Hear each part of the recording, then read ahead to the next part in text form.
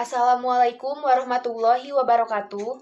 Kami dari kelompok 4 yang beranggotakan Tiara Lisnawati dengan NPM 205060078, Dinda Akmalia Algifari dengan NPM 205060069, Gina Zakia Khairunisa dengan NPM 205060066, Karisma Rahayu dengan NPM 205060083, Alwan Alfitrian dengan NPM 205060067 akan mempresentasikan hasil kerja kelompok kami tentang cahaya dan optik. Pengertian cahaya. Cahaya adalah energi berbentuk gelombang elektromagnetik yang kasat mata dengan panjang gelombang sekitar 380 sampai 750 nanometer pada bidang fisika. Cahaya adalah radiasi elektromagnetik baik dengan panjang gelombang kasat mata maupun yang tidak. Selain itu, cahaya adalah paket partikel yang disebut foton. Kedua definisi tersebut merupakan sifat yang ditunjukkan cahaya secara bersamaan, sehingga disebut dualisme gelombang partikel. Paket cahaya yang disebut spektrum kemudian dipersepsikan secara visual oleh indera penglihatan sebagai warna. Bidang studi cahaya dikenal dengan sebutan optika, merupakan area riset yang penting pada fisika modern. Studi mengenai cahaya dimulai dengan munculnya era optika klasik yang mempelajari besaran optik seperti intensitas, frekuensi, atau panjang gelombang, polarisasi, dan fase cahaya. Sifat-sifat cahaya dan interaksinya terhadap sekitar dilakukan dengan pendekatan paraksial geometris seperti refleksi dan refraksi, dan pendekatan sifat optik fisiknya, yaitu interferensi, difraksi, dispersi, polarisasi. Masing-masing studi optika klasik ini disebut dengan optika geometris dan optika fisis. Materi yang selanjutnya akan disampaikan oleh Gina Zakia. Selanjutnya, saya Gina Zakia Khairunisa dengan NPM 205060066 akan menjelaskan mengenai pengertian dari alat optik. Alat optik adalah alat penglihatan manusia, baik alamiah maupun buatan manusia. Alat optik alamiah adalah mata dan alat optik buatan adalah alat bantu penglihatan manusia untuk mengamati benda-benda yang tidak dapat dilihat dengan jelas oleh mata. Prinsip kerja dari alat optik adalah dengan memanfaatkan prinsip pemantulan cahaya dan pembiasan cahaya. Pemantulan cahaya adalah peristiwa pengembalian arah rambat cahaya pada reflektor. Pembiasaan cahaya adalah peristiwa pembelokan arah rambat cahaya karena cahaya melalui bidang batas antara dua zat bening yang berbeda kerapatannya.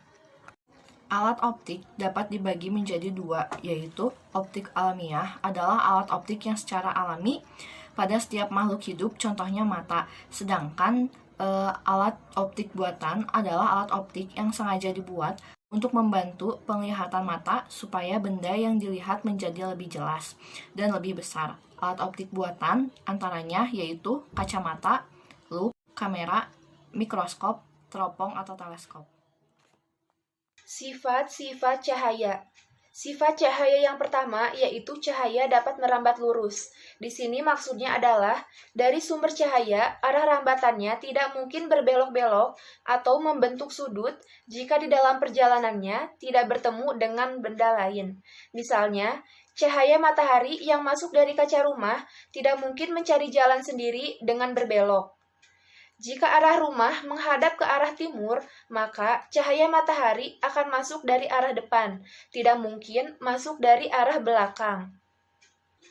Sifat cahaya yang kedua yaitu cahaya dapat dipantulkan. Saat cahaya mengenai suatu benda, maka benda tersebut akan memantulkannya ke arah mata kita. Itu sebabnya kita dapat melihat di saat terang dan tidak dapat melihat di saat gelap gulita. Mata menangkap pantulan dari suatu benda, misalnya cahaya memantul dari batu sehingga mata kita melihat bahwa itu adalah batu. Begitu pula dengan benda lain. Pemantulan cahaya dapat dikelompokkan menjadi dua, yaitu pemantulan baur atau difusi dan pemantulan teratur. Pemantulan baur atau difusi terjadi ketika cahaya mengenai benda yang permukaannya tidak rata, sedangkan pemantulan teratur terjadi ketika cahaya mengenai suatu benda yang permukaannya rata. Selain mata, penggunaan sifat cahaya yang memantul dapat kita lihat pada berbagai cermin. Cermin memantulkan benda dengan teratur. Cermin ada yang datar dan ada yang lengkung. Maka dari itu, kita mengenal berbagai jenis-jenis cermin. Ada cermin cembung, cermin cekung, dan cermin datar. Sifat cahaya yang ketiga yaitu cahaya dapat menembus benda bening. Pada sifat ini, cahaya hanya akan menembus benda-benda bening saja. Jika cahaya mengenai benda gelap, maka cahaya tidak akan menembus tetapi hanya akan membentuk bayangan saja. Sebagai contoh, cahaya akan terlihat pada saat kita menerawangkan plastik, gelas, atau benda bening lainnya ke arah sinar lampu. Cahaya matahari bisa masuk ke dalam rumah lewat kaca jendela yang bening. Dengan sifat ini, banyak dimanfaatkan orang untuk membuat kacamata, teleskop, atau kaca pembesar. Kekuatan benda bening menembus cahaya terbagi menjadi 3, sama dengan jenis-jenis benda gelap. Kekuatan benda bening tersebut yaitu yang pertama, benda bening transparan. Benda bening transparan yaitu kemampuan benda bening yang dapat meneruskan semua cahaya yang mengenainya. Contoh benda bening transparan adalah kaca bening dan air yang jernih. Yang kedua, benda transluen. Benda transluen merupakan benda-benda yang hanya dapat meneruskan sebagian cahaya yang diterimanya. Contoh benda transluen adalah air yang keruh, kaca dop, dan bohlam. Yang ketiga, benda tidak tembus cahaya atau biasa disebut dengan benda gelap. Contoh benda ini adalah kayu dan tembok. Sifat cahaya yang keempat yaitu cahaya dapat dibiaskan. Cahaya merambat lurus ternyata dapat berbelok dengan sudut tertentu ketika menembus zat yang kerapatannya berbeda atau wujudnya berbeda. Arah belokan cahaya dibiaskan sesuai biasanya, diperkirakan mendekati atau menjauhi garis normal. Contoh pembiasan cahaya yang kita ketahui di dalam kehidupan sehari-hari, misalnya pensil yang dimasukkan ke dalam air di gelas, dari sisi gelas akan nampak bengkok. Selanjutnya, ikan di kolam terlihat dekat dengan permukaan, padahal aslinya tidak. Selanjutnya, ikan di kolam terlihat dekat dengan permukaan, padahal aslinya tidak. Sifat cahaya yang kelima yaitu cahaya dapat diuraikan. Cahaya karena merupakan gelombang elektromagnetik terdiri dari berbagai warna. Warna cahaya dapat berupa warna merah, kuning, hijau, biru, dan berbagai jenis warna lainnya. Hanya saja, warna yang dapat dilihat oleh mata yaitu warna putih. Untuk pembuktiannya dapat dilakukan dengan melakukan percobaan menggunakan prisma kaca. Cahaya masuk ke dalam prisma akan terlihat mengeluarkan warna-warni. Konsep penguraian cahaya di dalam kehidupan sehari-hari, misalnya pelangi. Pelangi terjadi karena adanya pembiasan cahaya. Cahaya matahari yang melewati sebuah tetes hujan akan dibiaskan melewatinya. Proses pembiasan ini yang memisahkan cahaya putih menjadi warna spektrum. Warna spektrum adalah warna merah, jingga, kuning, hijau, ungu, biru, dan lain-lain. Baik, di sini saya akan menjelaskan macam-macam cermin. Yang pertama ada cermin datar. Jadi cermin datar itu merupakan cermin yang memiliki permukaan datar seperti sebuah garis lurus. Bayangan benda yang dibentuk oleh cermin datar memiliki dimensi dan ukuran panjang dan lebar, sama persis dengan dimensi benda. Jarak yang dibentuk antara benda dengan cermin sama dengan jarak antara cermin dengan bayangan. Sifat bayangan benda yang dibentuk oleh cermin datar adalah maya, tegak, dan sama besar. Contoh, penggunaan cermin datar pada cermin rias.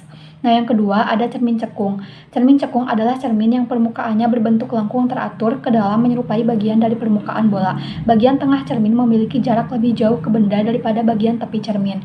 Ada sebuah titik imajiner yang menjadi pusat kelengkungan cermin yang memiliki jarak yang sama dengan setiap titik di permukaan cermin. Cermin cekung digunakan pada permukaan pemantul lampu kendaraan, lampu senter, dan lampu sorot lainnya. Bayangan yang dibentuk oleh cermin cekung tergantung pada letak benda terhadap cermin dengan ketentuannya. Nah, yang ketiga ada cermin cembung. Cermin cembung merupakan cermin yang permukaannya berbentuk lengkung teratur keluar. Bagian tengah cermin memiliki jarak lebih dekat ke benda daripada bagian tepinya. Ada sebuah titik imajiner yang menjadi pusat kelengkungan cermin yang memiliki jarak yang sama dengan setiap titik di permukaan cermin. Bayangan yang dibentuk oleh cermin cembung adalah mayat tegak diperkecil. Cermin cembung banyak digunakan sebagai kaca spion kendaraan, kaca pembantu pada persimpangan jalan untuk mencegah terjadinya kecelakaan. Baik, Assalamualaikum warahmatullahi wabarakatuh. Perkenalkan, nama saya Alwan Afitrian dengan NPM 205060067. Di sini saya akan menjelaskan tentang pemanfaatan cahaya dan optik. Jadi seiring berkembangnya waktu, ilmu tentang cahaya dan cermin terus berkembang sehingga muncullah alat optik yang memanfaatkan kedua hal tersebut. Seperti halnya pada bidang sains. Sains modern mengembangkan teknologi cahaya seperti periskop, yaitu alat yang digunakan untuk mengamati permukaan laut. Alat ini digunakan oleh kapal selam untuk mengetahui keadaan laut. Alat ini menyembul dari kapal selam ke permukaan laut. Yang kedua, ada mikroskop, yaitu alat yang digunakan untuk melihat benda atau makhluk yang sangat kecil, seperti halnya bakteri atau kuman. Ada teleskop, yaitu alat yang digunakan untuk melihat benda yang berada di luar angkasa. Dan ada juga teropong, dan teropong terbagi menjadi dua, yaitu ada teropong bintang dan teropong biasa. Jika teropong bintang, itu digunakan sama halnya seperti teleskop, melihat benda-benda yang ada di luar angkasa. Dan teropong biasa yaitu benda yang digunakan untuk melihat benda yang letaknya jauh. Dan ada juga yang disebut dengan kaca pembesar atau loupe, yaitu alat yang digunakan untuk melihat benda yang kecil. Sifatnya memperjelas benda kecil agar terlihat. Tetapi beda halnya dengan mikroskop. Kaca pembesar ini tidak terlalu spesifik dalam melihat bentuk benda yang kecil. Yang kedua, pemanfaatan pada bidang kesehatan, seperti halnya kacamata. Ada kacamata yang berlensa cekung, berguna untuk membantu penglihatan orang yang mengalami rabun jauh, atau biasa kita sebut dengan miopi. Dan yang kedua ada kacamata berlensa cembung, digunakan untuk membantu penglihatan orang yang mengalami rabun jauh, atau hipermetropi. Kacamata berlensa silindris digunakan untuk membantu orang yang mengalami silinder atau astigmatisme. Dan ada juga kacamata berlensa rangkap atau ganda, cembung dan cekung, digunakan untuk membantu penglihatan orang yang mengalami rabun jauh dan dekat. Pemanfaatan kedua pada bidang kesehatan yaitu fotoröntgen atau fotoronsen.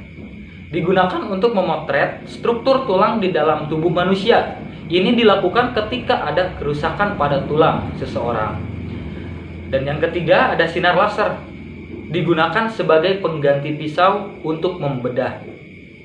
Pemanfaatan yang ketiga yaitu pada bidang industri. Seperti halnya cahaya laser digunakan untuk memotong besi dan baja. Kamera foto digunakan untuk menangkap cahaya benda dan diubah ke dalam bidang gambar.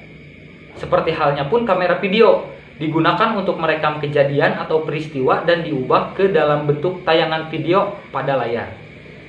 Dan pemanfaatan pada bidang industri juga ada yang disebut dengan cermin.